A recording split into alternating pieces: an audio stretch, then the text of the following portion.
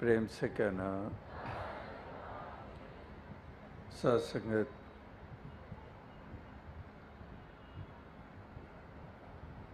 कुछ वर्ष सबको अपना करके देखते हैं, जिनके लिए कोई दीवारें नहीं हैं, जो न दीवारें खड़ी करते हैं, ना एक दूसरे से दूरियां बनाते हैं, ना एक दूसरे को नीची दृष्टि से देखते हैं, राम और रहीम में भेद नहीं करते हैं, जाति पाति के मुद्दों के ऊपर या जाति पाति के आधार पर दूसरे के ऊपर जुल्म और सितम नहीं करते हैं।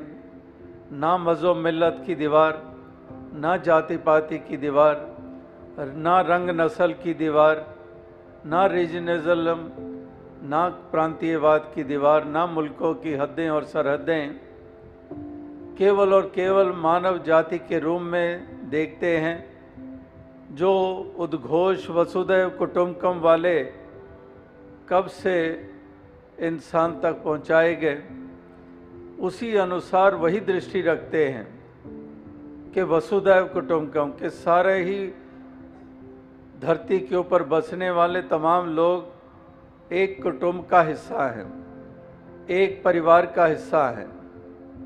ये ऐसा कुंबा है, ये पहला सबक है किताब खुदा का कि मखलूक सारी है कुंबा खुदा का। वही बात के वसुधैव कुटुंबकम, कुटुंब परिवार कुंबा, ये किसका है? खुदा का है। सारे ही बंदे इसी के बंदे हैं। इसलिए यहाँ पर ऐसी दृष्टि रखने वाले जिनको ये जागृति मिल जाती है, जो ये रियलाइज़ कर लेते हैं, जो अवेयर हो जाते हैं इस सत्य के प्रति, वही हैं जो वास्तविकता में कुटुंब की तरह जीते हैं। उनके लिए कोई भी ऊंच नीच नहीं होता है। वो अपनी जाति का अहम नहीं करते, दूसरी की जाति को नीची दृष्टि से देखते नहीं हैं। ये जाति पाति की प्रथाएं जो लगातार कहाँ कब स्थापित हो गई, जिसके कारण आज सदियों ऐसे एक आपस में दूरियां ये बनी हुई हैं, एक ऐसा विभाजन हुआ पड़ा है। तो इसलिए महापुरुष संत जन जैसे अपने भाव रखते हैं, चाहते हैं कि हर इंसान के वही भाव हो।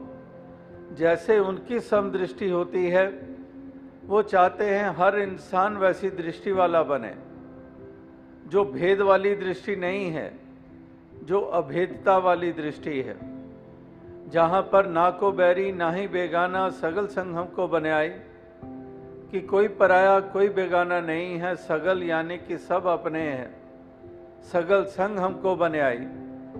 तो इस प्रकार से ये महापुरुषों के केवल कथन नहीं रहे हैं, ये उनकी अवस्था रही है, ये उनके नज़रिए रहे हैं, उसी अनुसार उनकी चाल भी रही है, उसी अनुसार उनके व्यवहार भी रहे हैं। उनका दुत्कारने वाला रवैया नहीं रहा है, उनका अपनाने वाला रवैया रहा है। उनके मन में दया और करुणा का भाव रहा है, वो हितैषी रहे हैं। इसीलिए सच्चे धर्म होने का वो वास्तविकता में एक प्रमाण रहे हैं।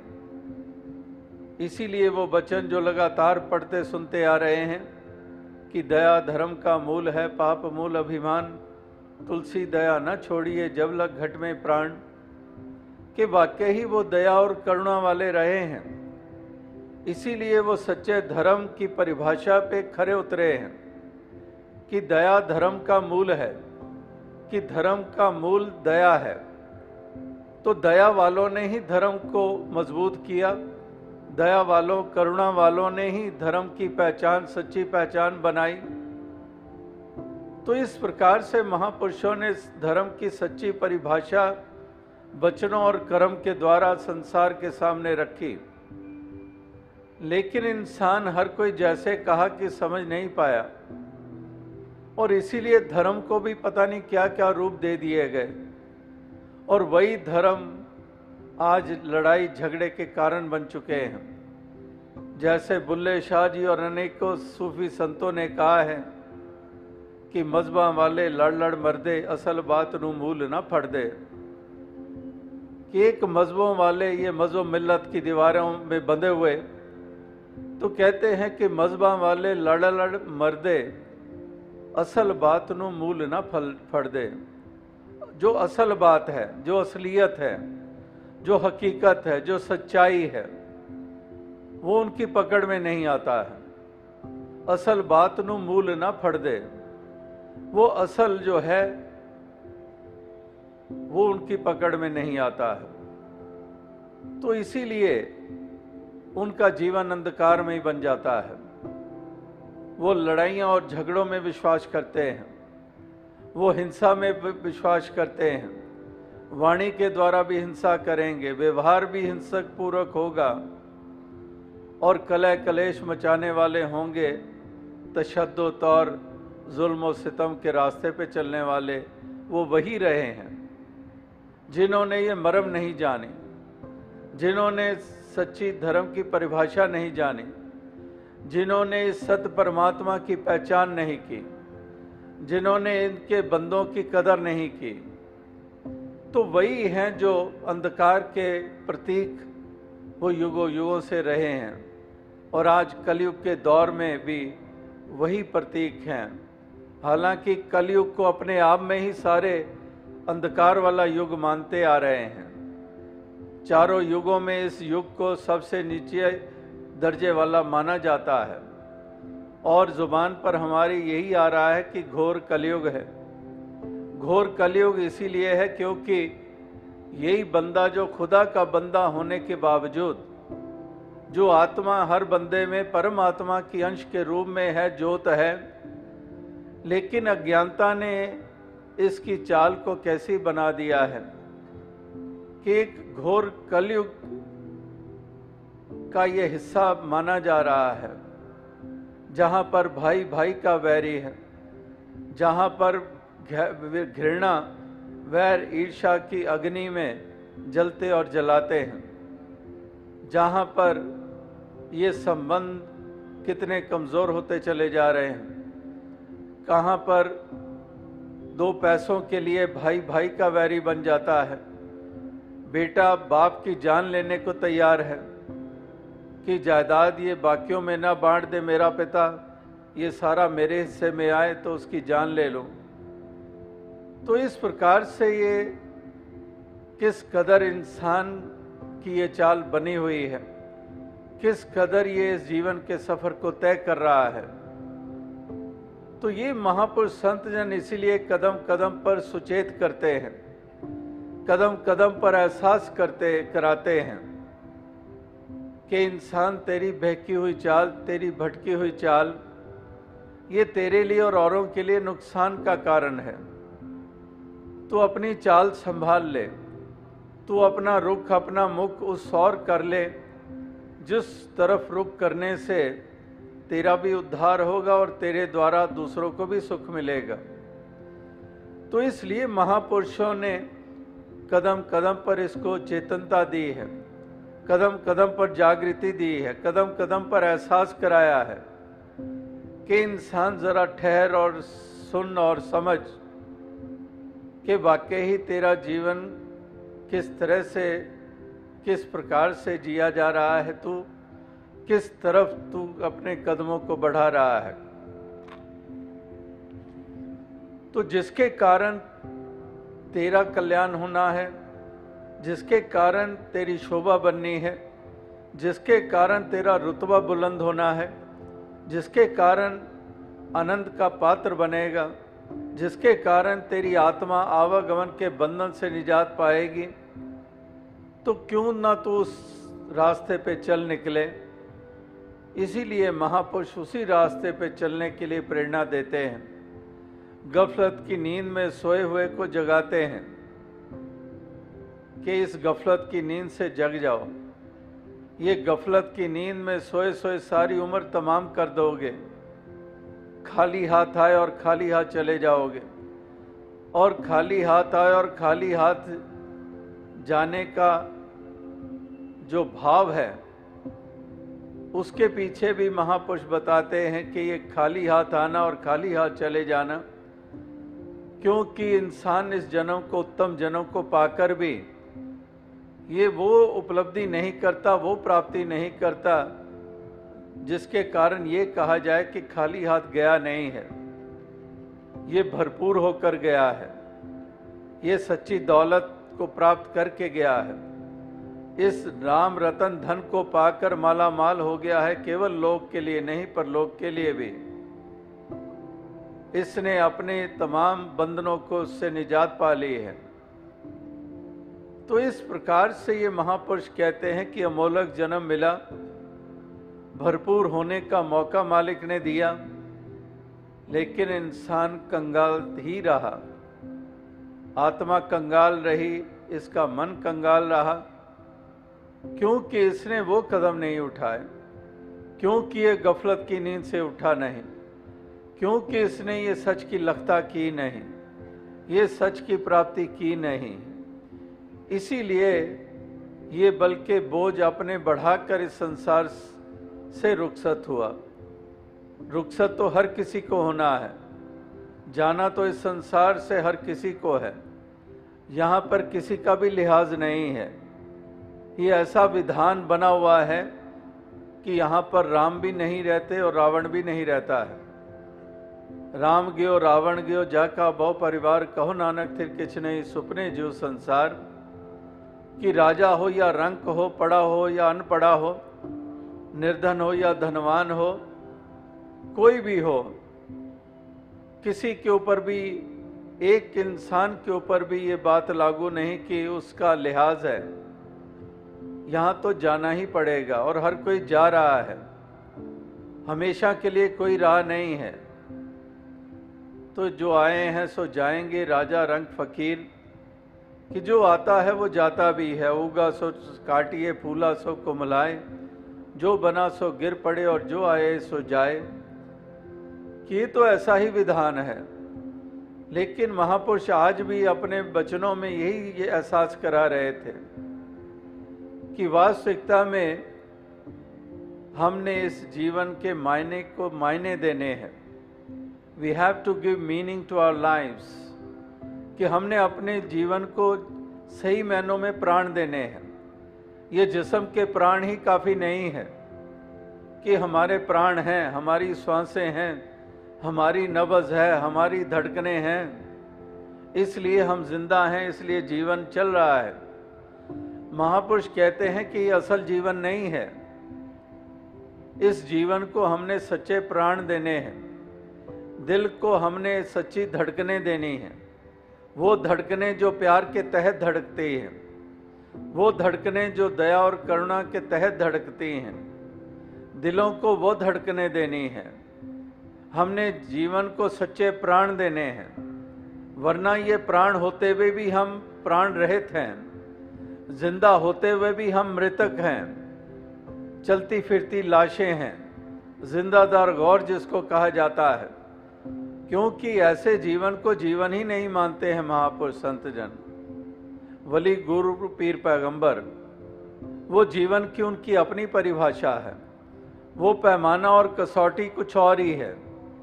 ये जीवन को वो जीवन नहीं मानते हैं कि तुम जिंदा हो, सांस ले रहे हो, धड़कनें चल रही हैं,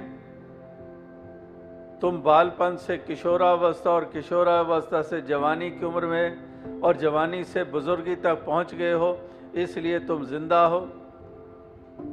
महापुरुष कहते हैं कि ये जीवन नहीं है असल में। इस जीवन को भी हमने जीवन देना होता है, प्राण देने होते हैं, और वो जीवन तब कहलाता है जब वास्तविकता में इसी जीवन में हम वो उपलब्धि कर लेते हैं, जब इसी जीवन में हम मंजिल मकसूद को प्राप्त कर लेते हैं, जब इसी जीवन को हम वो दिशा दे देते हैं, जब हम वो चाल चलना शुरू कर देते हैं, तब सही मायनों में हमें ये जीवन हमारा जीवन कहलाता है। जब हम प्यार के साथ जीना शुरू कर देते हैं, जब हम एक दूसरे के दुख सुख में शामिल होने वाले बन जाते हैं, जब हम गिरे हुए को उठाने वाले बन जाते हैं, जब हम उजड़े हुए को बसाने वाले बन जाते हैं, जब हम रोते हुए को हंसाने वाले बन जाते हैं, तब वास्तविकता में ये मान लिया जाता है कि इसने जीवन का सलीका प्राप्त कर लिया है, इसने जीवन जीने का ढंग प्राप्त कर लिया है, इसने सही मायने में जीवन को मायने दे दिए हैं। तो इस तरह से ज़रूरत ये संसार भर में इसकी है, हर युग में इसकी ज़रूरत रही है और आज भी इसी की ज़रूरत है। क्योंकि जब हालातों को देख रहे हैं, जब संसार में इंसान की चाल को देख रहे हैं, और अधिक महसूस हो रही है इसकी ज़रूरत कि इंसान कितनी गिरावट की ओर जाता चला जा रहा है। महापुरुषों की चाहत कुछ और थी, वलियों, गुरु, पीर, पैगंबरों की प्रेरणाएं कुछ और थी, लेकिन इंसान ने उन सब की तरफ पीठ कर लिया और ये विपरीत दिशा की तरफ चल निकला है। तो इसलिए महापुरुष संत जन चाहते हैं कि संसार भर का उद्धार हो, हर इंसान का कल्याण हो, हर इंसान प्रभु की उत्तम रचना होने की पहचान बनाए।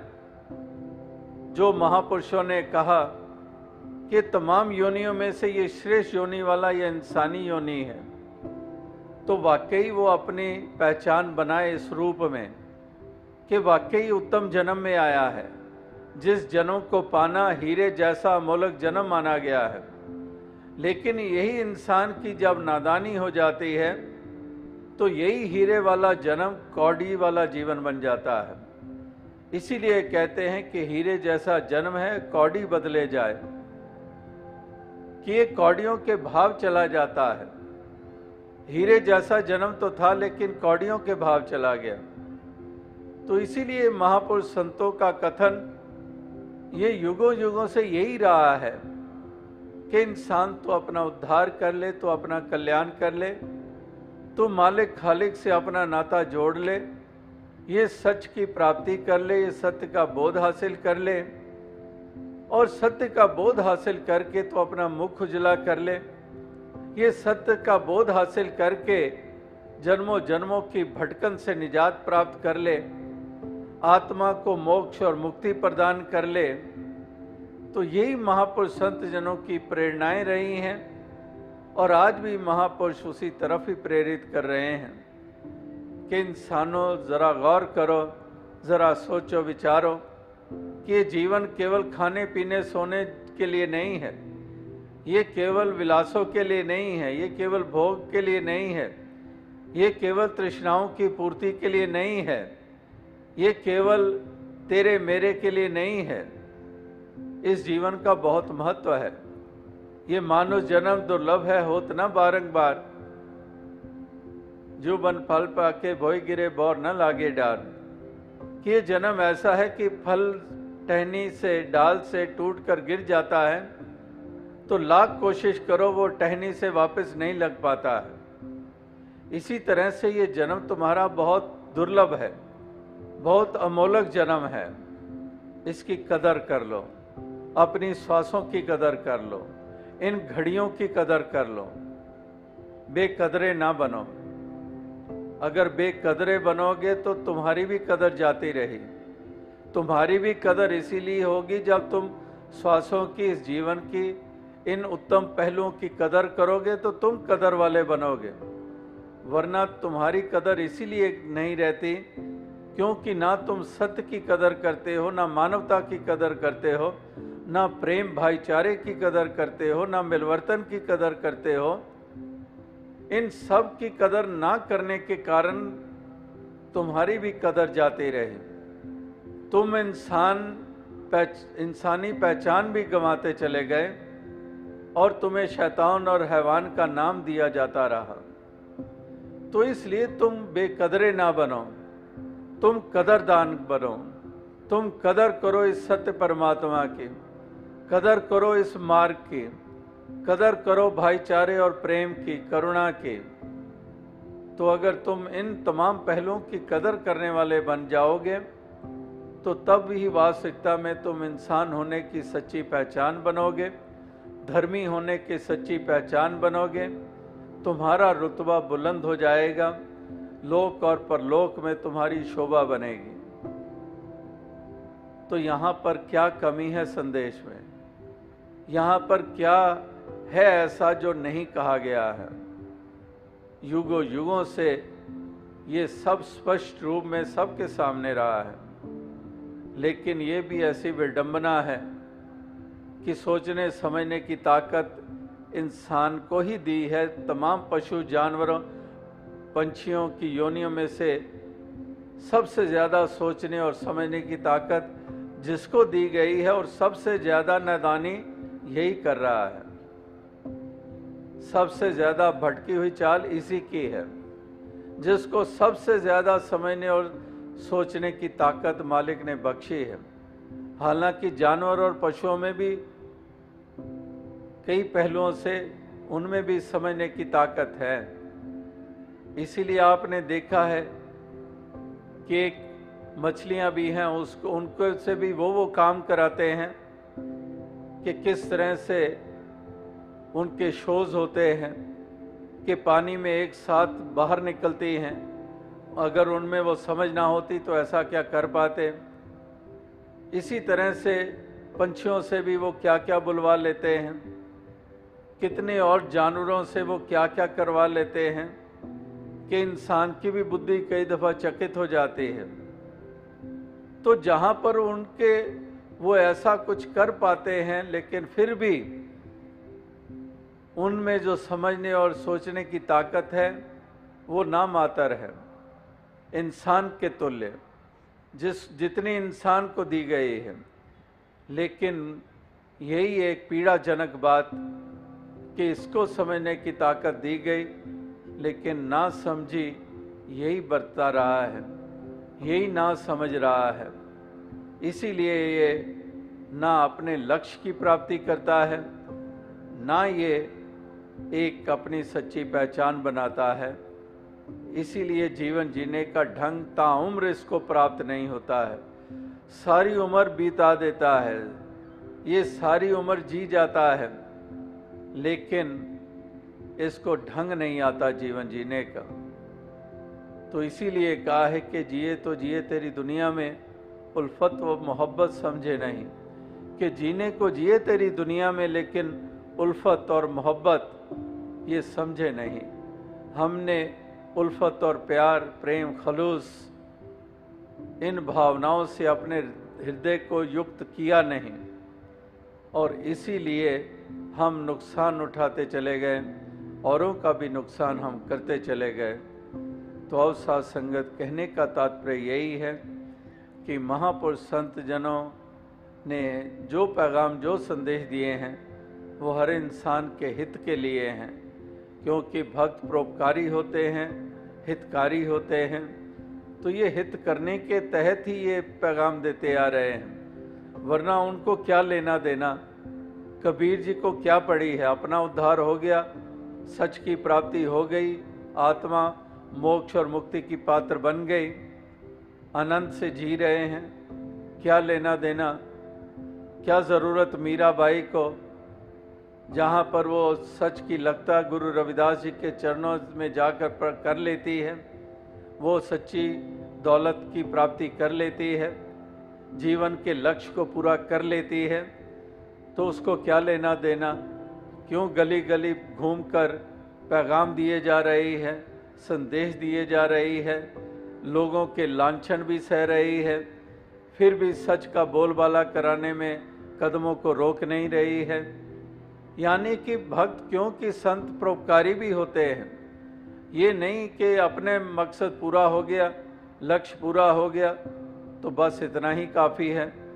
नहीं, परोपकारी भी होते हैं। इसीलिए इनकी तुलना की जाती है कि तरवर सरवर संत जन चौथा वर्षे में परोपकार के कारणे चारों धारे दें।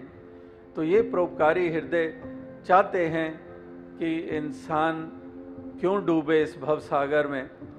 ये हर किसी का बेड़ा पार करने के लिए, ये भव सागर से पार उतारने के लिए ये परोपकार करते हैं कि इंसानों का बचाव हो, हर आत्मा का बचाव हो।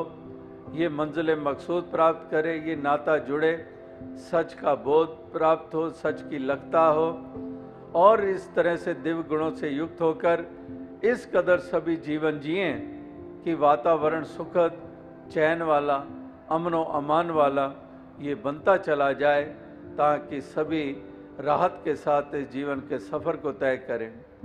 तो ये एक जज्बा परोपकार का है जो इस तरह से भक्तों को इस तरफ चलाते चला जाता है, और ये कदम भक्त अपने रोकते नहीं हैं, और ये उत्साह बना रहता है, ये लगन बनी रहती है, और उसी लगन के तहत ही आप यहाँ पर उपस्थित हैं। और जैसे दास ने कहा कि केवल 2 दिन पहले की ही सूचना और आपके कदम इस और किस कदर बढ़े, वरना ऐसे ही आयोजन होते हैं, महीना महीना भर संदेश दिए जाते हैं, महीना महीना भर पोस्टर छपे होते हैं, लेकिन 2 दिनों में ही किस तरह से आप उपस्थित हो जाते हैं। और ये पहला ही ऐसा मौका नहीं है, लगातार ऐसे ही हो रहा है।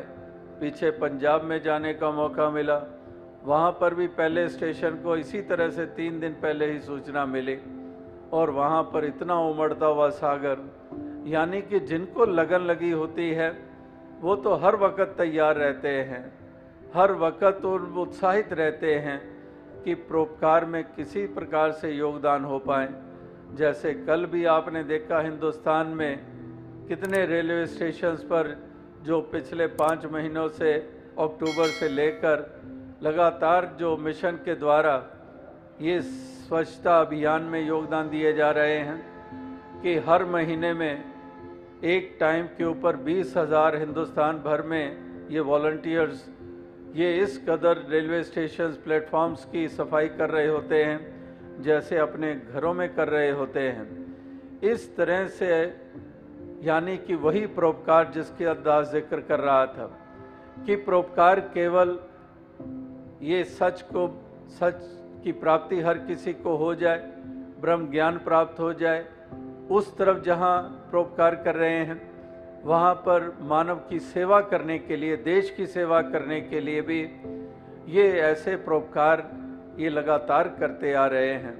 और इसीलिए ये ऐसे रोशन मीनार के रूप में होते हैं जहाँ पर लोग खुद गर्जियों में देश को कमज़ोर करने में लगे हुए हैं, जहाँ पर गंदगी फैलाने में लगे हुए हैं, जहाँ वहाँ पर ये चारों तरफ स्वच्छता लाने के लिए, मनों की स्वच्छता, वातावरण की स्वच्छता लाने के लिए और अमन व अमान को कायम करने के लिए ये योगदान दे रहे हैं।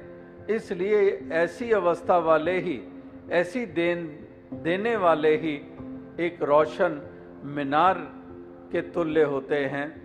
तो ऐसे रोशन मीनार सभी बनते चले जाएं, यही शुभकामना, यही प्रार्थना, यही अरदास है।